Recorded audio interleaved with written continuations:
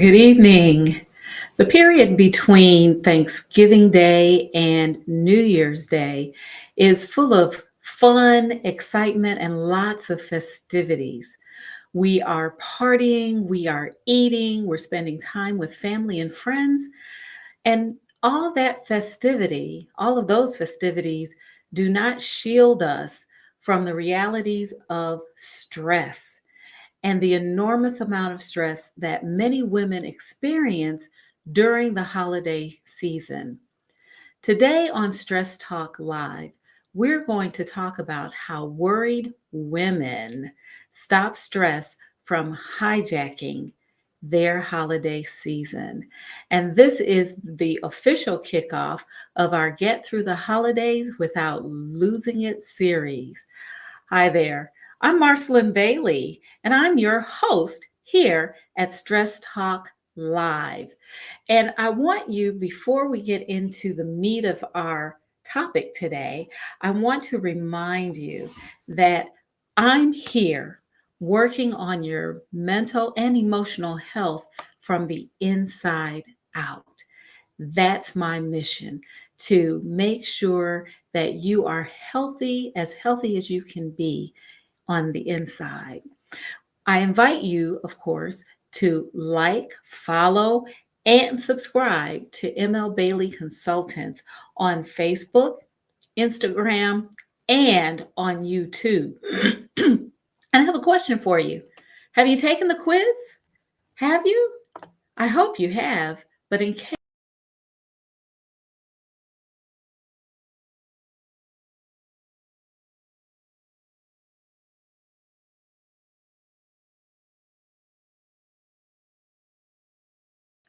I hope you copy that QR code. That QR code will take you directly to the Are You Blessed, Stressed, or Burned Out quiz. When you take that quiz, it unlocks a host of resources for you. So I want to make sure that you have that information. First and foremost, we are here to talk about how worried women stop stress from hijacking their holiday season. Are you a worried woman? Sometimes I am. I mean, I remember being excited about the holidays when I was younger.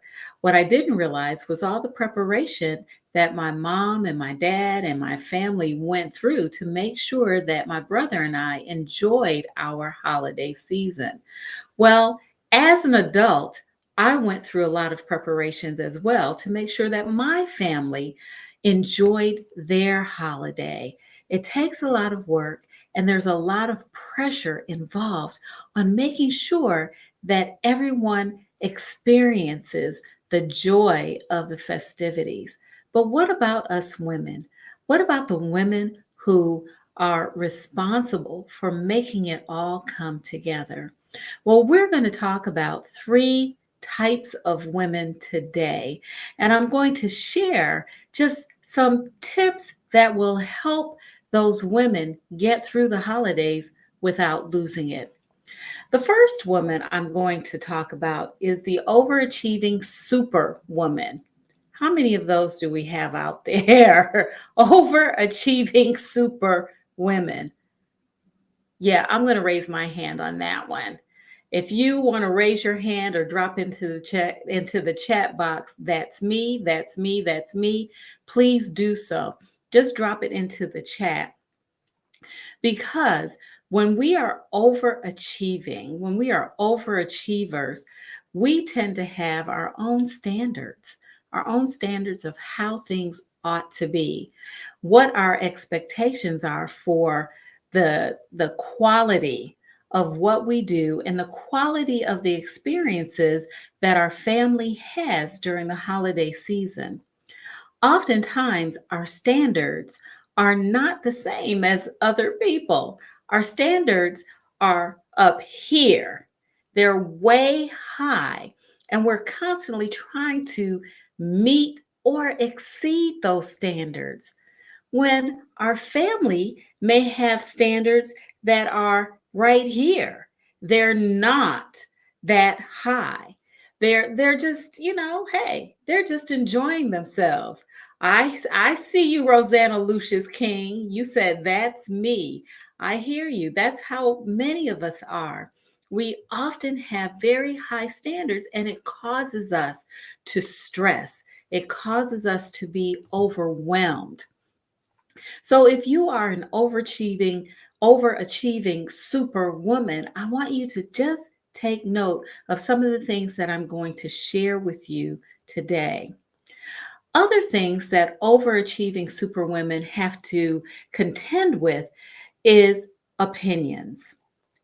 We often have a great deal of, we're over invested in the opinions of other people. We want to make sure that we are meeting the challenge of their opinions. And that can be quite stressful as well. Thank you, Mr. Bailey. I appreciate your comment. I appreciate your being one of the viewers today. We also, as I was saying, we are challenged by the opinions of others. If you are a superwoman, you have high standards, you are also hyper focused on what other people think. And because you're hyper focused on what other people think, you're constantly trying to make sure that you are meeting the challenges of those opinions. That increases the pressure. It increases the pressure for you to perform, as well as the pressure to exceed the standards that you've set for yourself. A third thing that overachieving superwomen must contend with are their internal feelings. We are also very sensitive to our feelings. We want to make sure that we are perceived as being, if not perfect, being very close to being perfect. We want others to look at us as the experts or the people to go to for solutions. And so, those feelings that we have, that we must exceed our own standards, that we're trying to meet the challenges of others' opinions, and those feelings of trying to make sure that we are perceived in a certain way, increase the stress. So if you are an overachiever, if you are consider yourself a superwoman, we know that you're going to be under a great deal of stress during this holiday season. And again, I really want you to pay close attention to what we're talking about. One question that I would have for you is, who are you trying to impress? Who are you trying to impress? So I've talked about women who are overachievers, women who are super women. Let's talk about single ladies. Now, I got married at the age of 36. So I had 36 years of being a single woman. Okay, when I was a kid, that didn't really count. But from 21 to 36, I was a single lady. And so I have a lot of experience talking about what it's like to be a single lady, especially around the holiday time, and how that affects us in terms of our stress levels. There's a lot of pressure on single people, especially women, I think, around holidays. And I'm going to talk about three things that will cause stress for single ladies. First of all, there's that Prince Charming myth that is perpetuated by those Hallmark movies that a lot of us love to watch. I like to watch them. But the woman is struggling, she's single, or she just broke up with someone who did not value her. And all of a sudden, a man comes along and he is her consummate Prince Charming. And she doesn't know it right away. Sometimes they are battling each other, they're at each other's throats. But by the end of the 2-hour Hallmark movie, They've come together, they realize that they are in love, and they ride off into the sunset happily ever after. Yeah, that's just not reality. It's not real life. And it's not the way things work. Thank you. Thank you very much for that. Thank you. Thank you. Thank you very much for the applause. It's not how things work. But there's a lot of pressure on single women to have someone special during the holiday season. We see it in Hallmark movies, we hear it from our families, sometimes from our friends, and in the commercials that we watch. You see the woman getting diamond earrings on Christmas, or you see them getting bracelets, 18 karat gold bracelets, 24 karat gold bracelets, whatever the top of the line gold is for jewelry. You see someone giving them to them, someone who's special in their lives in these commercials. Or what? They get a brand new car with a big old bow on it. That's not the reality that single women often live in around the holidays. So there's the pressure of not having a Prince Charming who's going to make our holiday season wonderful. There's also the pressure of feeling lonely and being alone. Now, I know what it's like to be like the only one, feeling like a third wheel, fifth wheel, maybe it's the fifth wheel, feeling like a fifth wheel um, in a holiday gathering because I was just by myself. I didn't have someone who was there with me, someone special. It doesn't feel good. Not having someone special, being on the outside when you're in a group, or having to go to holiday gatherings with family and friends and not being in a relationship, and hearing from family and friends that you should be in a relationship or wondering why you're not in a relationship. It adds to the pressure of being a single person. It doesn't feel good. And I can tell you, I know it from experience that it doesn't feel good. So, not having a Prince Charming, being alone or feeling lonely. And then the third thing is being all dressed up and having nowhere to go. You have the clothes, you have the perfect shoes, you have the perfect hairstyle, your makeup is on point. But guess what? You don't have anywhere to go because all of the events are for people who are coupled off, or the events are in locations where you don't need to go by yourself, or it's difficult to walk to your car by yourself or walk into your building or where you live by yourself. So you just don't go. So there's a feeling that you're missing out on the fun and the festivities. So those are all the things, not all the things, but those are many things that single women contend with that increase their stress levels. Anybody out there worrying or concerned about being single during the holidays? If so, I want you to continue to pay attention to our Get Through the Holidays Without Losing It series, because we're going to go in depth. We're going to take a deep dive in one of our episodes about being single during the holidays. So, what's a third category of women who has a lot of stress over the holidays? Okay, there is, I can spell it. It's three letters. It's spelled MOM. Yes, moms. Moms have very often have difficult times during the holidays.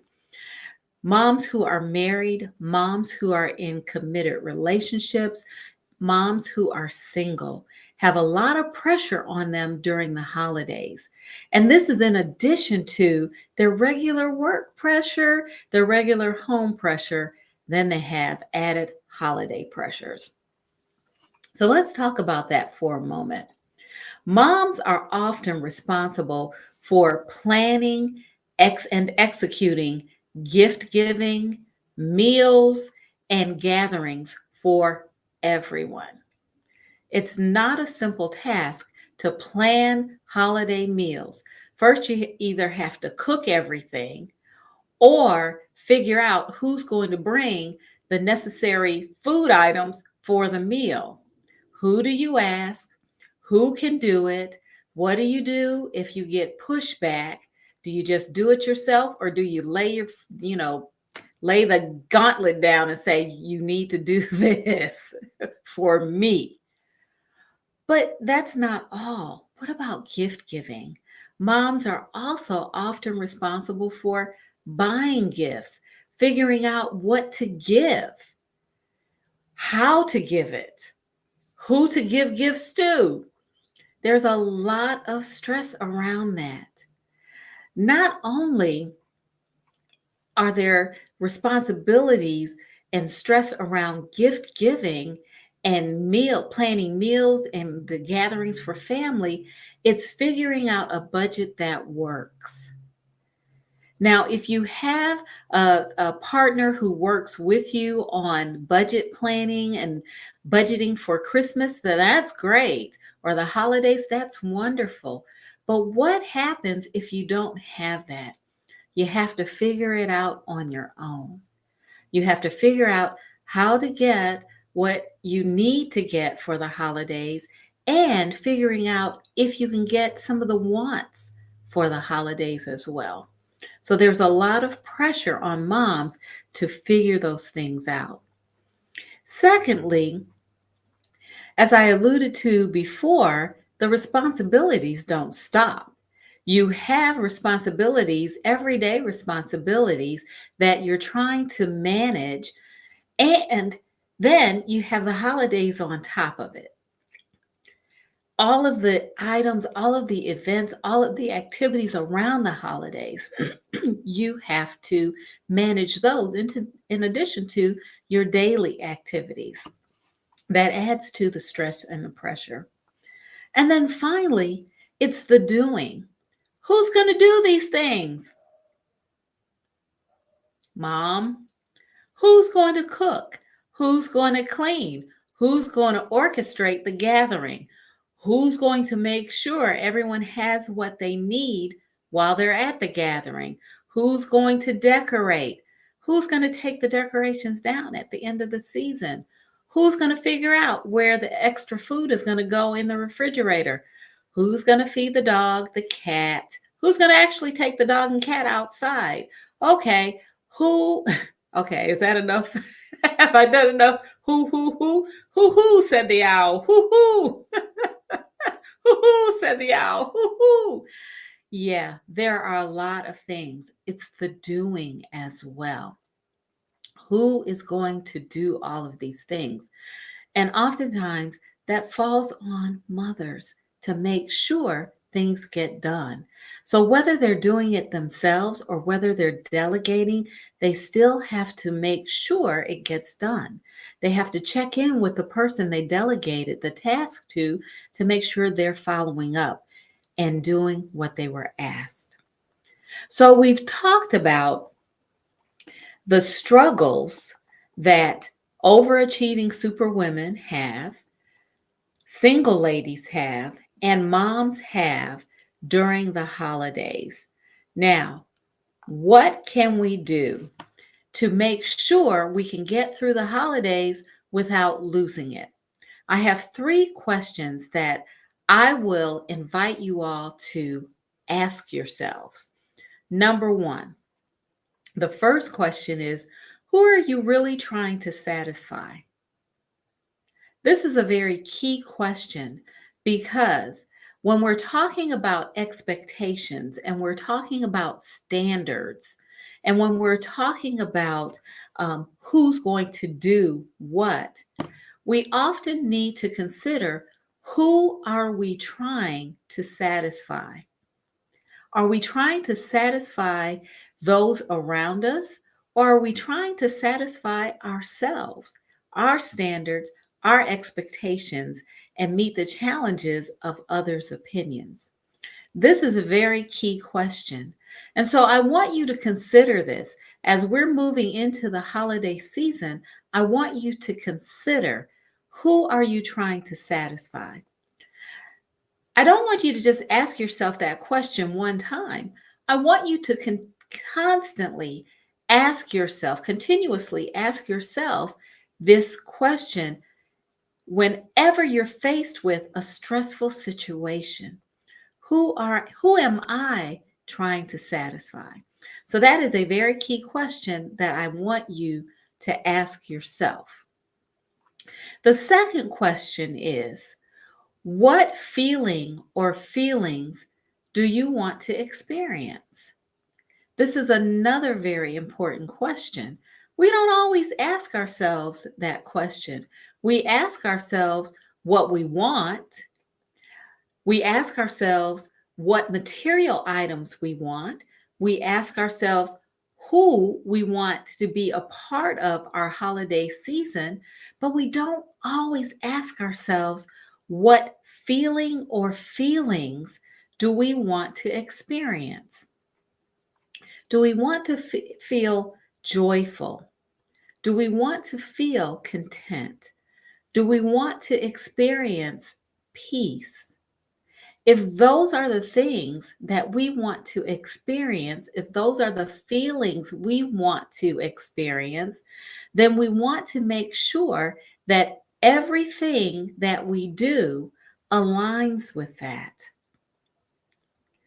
During the Get Through the Holiday season series, we're going to be talking about setting intentions to make sure that we are feeling and experiencing the feelings that we want to experience during the holiday. So that's the second key question that I want you to ask. What feeling or feelings do I want to experience? The third question that I'm going to encourage you to ask is, what meaningful and long-lasting gift can I give myself? What meaningful and long-lasting gift can I give myself? Now, you might be saying, well, what does that mean, Marcy? What meaningful and long-lasting gift can I give myself? Well, you can buy yourself lots of things. You can buy yourself a new car that's going to last for 6 years, and then it may rust out if you live up north, or the engine's going to fail because of some defect. You can buy yourself clothes, you can buy yourself shoes, you can take a trip. You can do those things. But what is something that's meaningful and long lasting that you can give yourself? The reason I'm asking this is because oftentimes women go into the holidays thinking about others. We think about our family, we think about our children, we think about our spouses, we think about those who are important to us, and we're concentrating and focusing on how we can make their holiday pleasurable, right? But what about us? What gift can we give to ourselves that's both meaningful and long lasting? I want you to consider that and think about that during the holiday season, because at the end of the season, I'm going to ask you what you gave yourself. What did you do? Where did you go? Or was it just a sentiment or a feeling that you experienced that's going to stay with you for a long time? So that's the third question that you need to ask. If you can tackle these three questions during the holiday season, you are well on your way to getting through the holidays without losing it? These are very key questions. And again, I encourage you to consider them and answer them for yourselves. So, we've talked about how worried women stop stress from hijacking their every holiday season. I've talked about overachieving superwomen, single ladies, and moms, and the challenges that each category faces during the holiday season. I also challenged you to ask yourself three key questions. Who are you really trying to satisfy? What feeling or feelings do you want to experience? And what meaningful and long lasting gift can you give yourself? These questions are first and foremost in getting through the holidays without losing it. And I encourage you to consider these questions and answer them for yourselves. So remember to take the quiz.